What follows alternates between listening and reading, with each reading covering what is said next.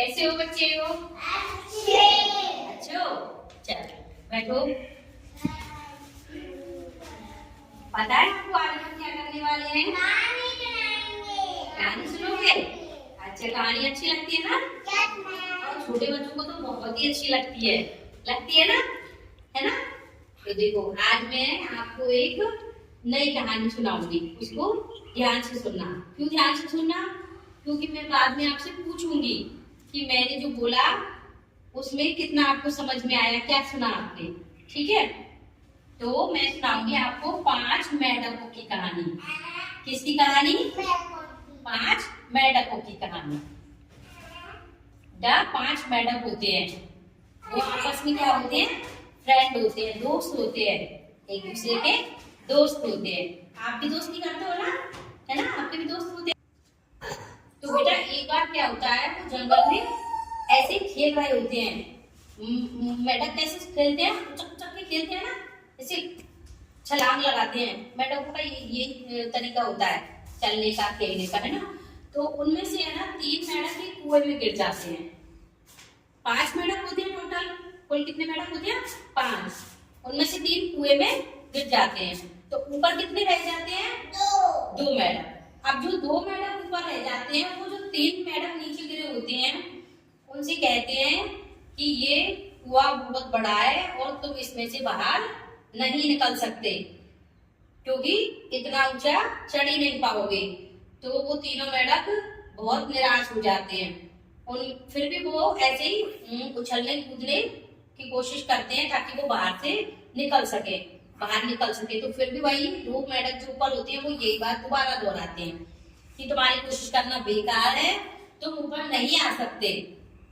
तो ये बात सुनकर उन 2 मेंढक, ऊपर वाले 2 मेंढकों की बात सुनकर नीचे पड़े 3 मेंढक में से एक मेंढक एक कोने में जाके चुपचाप निराश होकर बैठ जाता है कि ये सही कह रहे हैं कि मैं ऊपर नहीं निकल सकता। और जो बचे 2 मेंढक होते हैं, वो क्या करते हैं? अपनी कोशिश जारी रखते हैं कि हम निकल सकते हैं। फिर भाई जो 2 मेंढक ऊपर किनारे पर बैठे होते हैं, फिर वो बात वही रिपीट करते हैं। उनका तो काम ही हो गया उनको ये बात सुनाने का, है ना? किसी किसी को आदत लग जाती है ना किसी की बात सुनाने की। तो उन 2 मेंढकों को यही काम रह गया। जैसे ही उछलने कूदने की कोशिश करेंगे, आगे बढ़ने की, ऊपर निकलने की, वो उनको यही बात सुना देंगे। फिर क्या होता है कि उनमें से एक मेंढक ऊपर आ जाता है। इतनी अच्छी छलांग लगाता है कि वो मेंढक कुएं से ऊपर आता है। कभी कभी हकीकत में भी होता है बेटा ऐसा कि कुएं से मेंढक ऊपर आ जाते हैं, इतनी तेज छलांग लगाते हैं।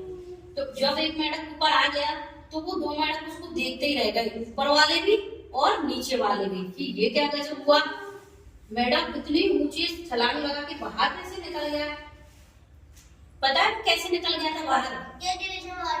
उसने कोशिश ही नहीं की। वो बहरा था, वो सुन ही नहीं रहा था कि मुझे कोई क्या कह रहा है, ताकि उसका जो जिससे वो हतोत्साहित हो, निराश हो, उसके वो बहरा होने की वजह से ऊपर वालों की कुछ बात सुन ही नहीं रहा था।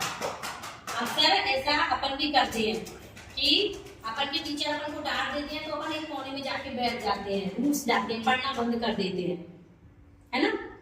लेकिन उसने ऐसा नहीं किया और वो उससे बाहर आ गया। ज्यादातर अपन यही सोचते हैं ना कि क्लास के बच्चे क्या कहेंगे, या बाहर अपन मोहल्ले में खेलते हैं जब लोग क्या कहेंगे। ऐसे लोगों की बातों से अपन को निराश नहीं होना है और अपना काम करते रहना है। अच्छा, अब मैं आपसे कुछ सवाल पूछूं, प्रश्न पूछूं कहानी के, मुझे बताना है ना। मैंने जो कहानी सुनाई बेटा, उसमें टोटल कितने मेंढक थे? 5 मेंढक थे। अब मुझे टेशा खड़ी होके बताएगी कि कुएं में कितने मेंढक गिर गए थे। खड़े हो जाओ। कितने मेंढक पड़े थे नीचे कुएं में? 2। नहीं, मिहिर आप बताओ। 3 मेंढक पड़े थे बेटा कुएं में। 2 तो एक निकल गया, तब 2 रह गए थे उसमें। चलो बैठ जाओ।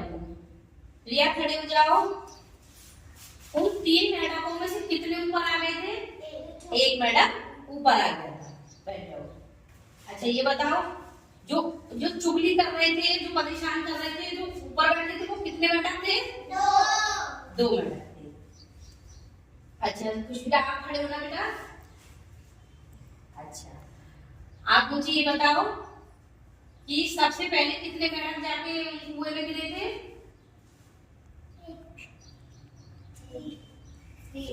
3 अरे थोड़ा घुमा के भी तो पूछ सकते हैं प्रश्न को। पहले पूछे थे या कितने पूछे थे? एक घेरे में एक ही बात है। बैठ जाओ, शाबाश। ठीक है बेटा, अच्छी लगी ना? ठीक।